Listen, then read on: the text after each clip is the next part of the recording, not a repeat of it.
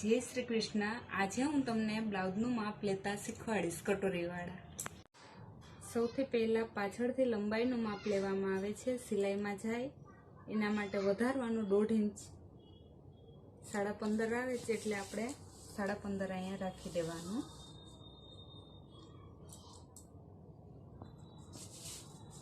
પછી શોલ્ડરનું માપ લેવાનું આગળથી। હવે બધા માપ આગળથી જ લેવામાં આવશે।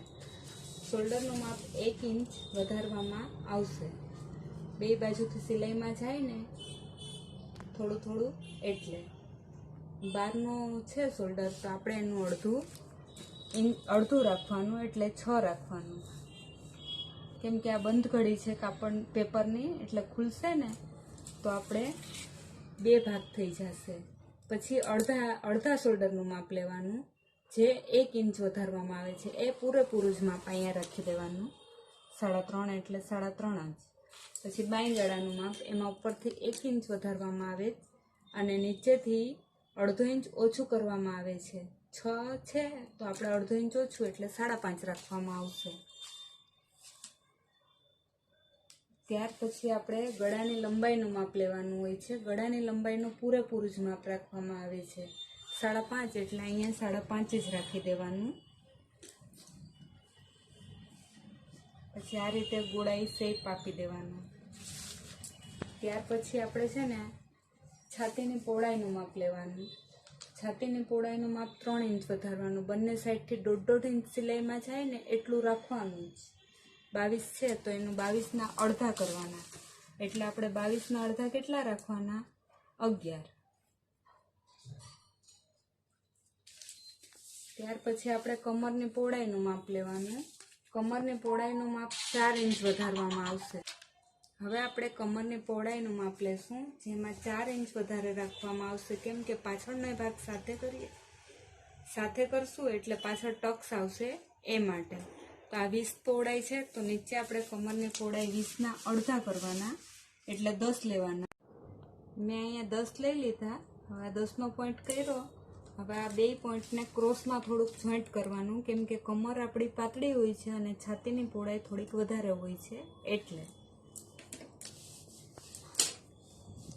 હવે આપણે બાંય ગાળાનું માપ છે ત્યાં પેલા વચ્ચોવચ્ચ પોઈન્ટ કરવાનું। જેટલો આપણે આવેલું છે ને આ એની વચ્ચોવચ્ચ પોઈન્ટ કરવાનું એટલે 5.5 આવ્યું જ ને તો આપણે 2.5 સુધીમાં પોઈન્ટ કરી દેવાનો વચ્ચોવચ્ચનો। અને અહીંયા જે છાતીની પહોળાઈ બાજુ આપણે થોડોક આ સીધો લીટો આવે ને જે બાંય ગાળા પાસે એનું માપ લેવાનું। 5 છે તો એના અડધા આપણે કરવાના 2.5 એ પોઈન્ટ કરી દેવાનો। પછી આ ખૂણા ઉપરથી આપણે પાછું 1 ઇંચનો પોઈન્ટ કરવાનો અને 1/2 ઇંચનો પોઈન્ટ કરવાનો જે આગળ પાછળનો બાંય ગાળો લેવામાં આસાની રહે।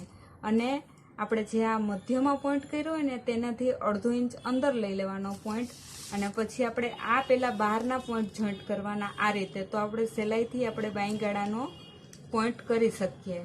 આ છે એ આપણે પાછળના ભાગમાં આવશે માપ આ ગોળાઈ અને આ ગોળાઈ જે પોઈન્ટ કર્યા જ ને આપણે 3 એ અંદરથી લેવાના પોઈન્ટ જે આગળના શેપમાં આવશે।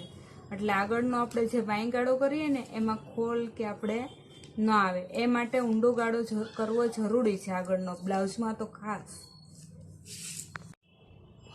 બ્લાઉઝનું પાછળનું માપ આખું આવી ગયું। હવે આપણે આગળનું માપ લેશું। આગળના માપમાં યોગ કટોરી અને સાઈડ યોગ એ ત્રણેય માપ લેવામાં આવે છે। એટલે આપણે પહેલા આગળનો યોગ કરશું એમાં આપણે 1 ઇંચ વધારશું આગળના યોગમાં જે આ પટ્ટાની જેમ લાગે છે એનું। એમાં 1 ઇંચ વધારીએ એટલે કેટલું આવે? 5.5। તો આપણે અહીંયા 5.5 મૂકશું અને સામેની બાજુએ આ બાજુ કરતા જેટલા અહીંયા આવ્યા હોય ને 5.5 તો અહીંયા 4.5નો પોઈન્ટ કરવાનો એટલે 4.5નો પોઈન્ટ કરી અને પછી આમ આ રીતે આપણે યોગનો શેપ આપી દેવાનો ગોળાઈમાં। સેજ ક્રોસ લાગે એ રીતે ગોળાઈમાં પોઈન્ટ કરી દેવાનો આ રીતે। હવે આપણે કટોરીની પહોળાઈનું માપ લેશું। જે પહોળાઈનું માપ હોય એટલું જ લેવાનું। પછી હું તમને પાછી આને આ જ કટોરી બીજી શીખવાડીશ। એમાં હું તમને જે આ છે ને માપ આવશે એમાં યોગ બંને સાચા આવશે અને કટોરીની પહોળાઈ જ આવશે। આપણે બીજી કટોરી તમને સાચી રીતે કરીને બતાવીશું તમને। આ 5 અને સેજ વધારે છે તો આપણે અહીંયા પણ એટલું જ મૂકવાનું પરફેક્ટ માપ 5 અને 1-2 પોઈન્ટ જેટલું વધારે રાખી દેવાનું. પછી આપણે યોગનું આ સાઈડના યોગનું માપ લેવાનું. એમાં ગળા પાસેથી 1 ઇંચ વધારી અને પોઈન્ટ કરવામાં આવે છે, જે 4.5નો પોઈન્ટ થાય છે, તો અહીંયા 4.5 રાખી દેવાનું. ત્યાર પછી આપણે સાઈડના યોગનું બાઈ ગાળા પાસેથી અને કટોરી પાસેથી બંને પાસે મેજર ટેપ રાખી અને 1 ઇંચ વધારવાનું, તો 3.5 આવે છે. એટલે એ પોઈન્ટ અહીંયા આપણે 3.5નો રાખી દેવાનો. આ રીતે ગોળાઈમાં પોઈન્ટ જોઈન્ટ કરવામાં બાઈ ગાળો અને કટોરી બેયને ગોળાઈથી પોઈન્ટ કરવાનો, એટલે ગોળાઈ સરખી ફિનિશિંગ વાળી થાય એ માટે. હવે આપણે આ રીતે પહેલા બંને ભાગ ભેગા કટિંગ કરવામાં આવશે. આ જે પાછળનો ભાગ છે ને એ આખો જ આપણે કાઢવાનો, બંધખડી કાપી અને પછી આગળનો ભાગ કટિંગ કરવાનો. તો આમાં છે ને પાછળનો ભાગ અને આગળનો ભાગ બે ભેગો જ કટિંગ થઈ જશે. પછી આપણે એકલી કટોરીનો ભાગ જ અલગ કટિંગ માપ લઈને કરવાનું રહેશે. એટલે પહેલાં આવી રીતે જ કટિંગ કરી લેવાનું. આ પાછળનો ભાગ આખો રહેવા દેવાનો અને ખાલી આગળનો જ ભાગ કટિંગ કરવાનો. બાકી બે ભાગ કટિંગ થઈ જશે તો પાછળનું કટિંગ અલગથી કરવું પડશે. એટલે આ રીતે આગળનું કટિંગ કરી લેવાનું.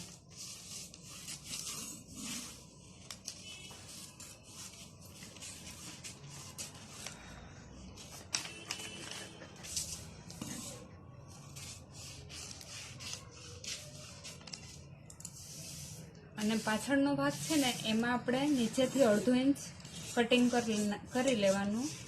એનું કારણ એ છે કે આપણે જ્યારે લંબાઈ લીધી હતી ત્યારે આપણે છે ને બંને બાજુ આપણે બે ભાગ ભેગા કર્યા હતા ને, તો આપણે 1.5 ઇંચનું માપ વધાર્યું હતું. સિલાઈમાં તો આપણે બે બાજુથી 1/2 ઇંચ જ જાય.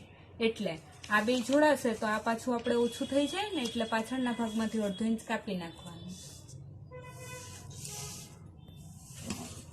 હવે આપણે બાયનું માપ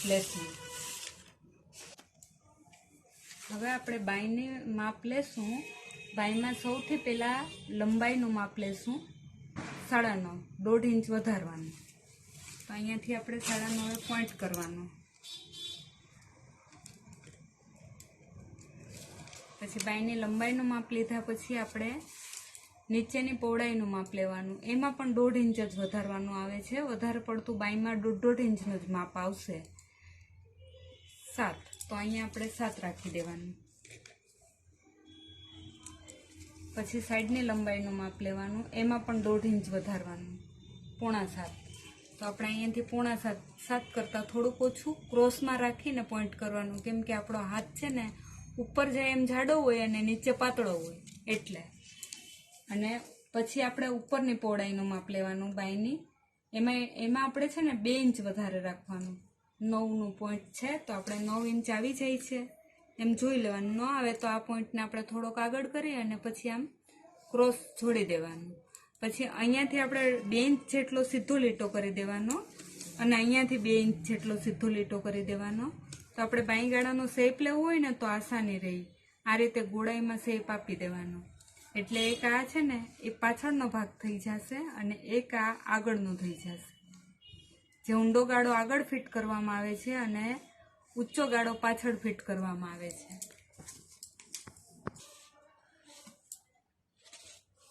કરી લઈએ આવી રીતે. પહેલા પાછળથી શેપ કટિંગ કરી આ રીતે અને પછી બાઈ ખોલી અને ઊંડો ગાળો કાપવાનો. એટલે એક જ બાજુ ઊંડો ગાળો આવશે અને એક બાજુ ઊંચો ગાળો આવશે. આ રીતે કટિંગ કરી લેવાનું બાઈનો શેપ. એક બાજુ ઊંચો આવે અને એક બાજુ ઊંડો આગળના ભાગે આવશે. કટોરીનું માપ લેવા માટે છે ને પેપરનો ખૂણો હોય ને ત્યાંથી જ માપ લેવાનું. આ રીતે ગોળાઈમાં દોરવાનું શેપ. જે રીતે આપણે કટોરીનો શેપ બ્લાઉઝમાં હોય ને એ જ રીતે ગોળાઈમાં જે ઉપરથી ગળા પાસેથી ઊંચું ચડતું હોય ને એ રીતે જ રાખવાનું. અને પછી આપણે આ ક્રોસ છે ને ગાજપટ્ટી બાજુનો ભાગનું માપ લેવાનું. એમાં 1/2 ઇંચ ક્રોસ અને 1/2 ઇંચ લાંબુ રાખવાનું. ત્યાર પછી છે ને આપણે કટોરીને મૂકવાની, એની ઉપર ખોટી કટોરી લઈ એને ઉપર રાખવાની.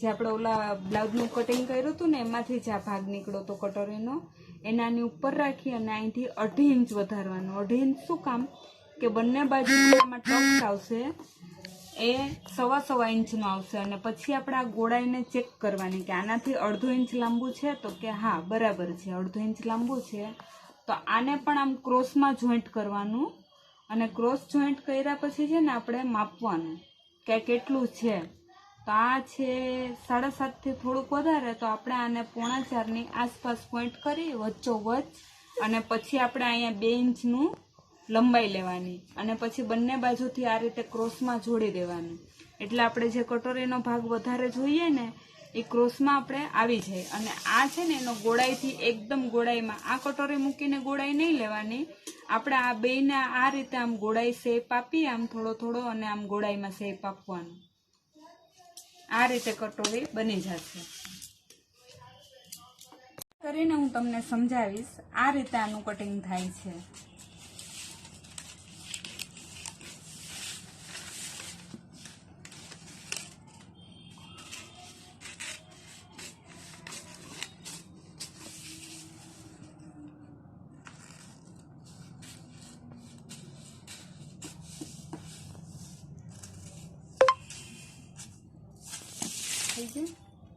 આ રીતે આ બ્લાઉઝનું કટિંગ છે એના 5 ભાગ થશે તમને એમ લાગશે કે આ કટોરી કેમ આવી રીતે ક્રોસ છે જેને આપણે જોડવાની હોય છે આ રીતે આ ખૂણો અને આ ખૂણો એ બેયને આ રીતે જોડી દેશું આપણે એટલે અને અહીંથી આપણે 1.5 ઇંચનો પોઈન્ટ કરી અને સિલાઈ મારશું ને આપણે તો આ રીતે કટોરી બની જશે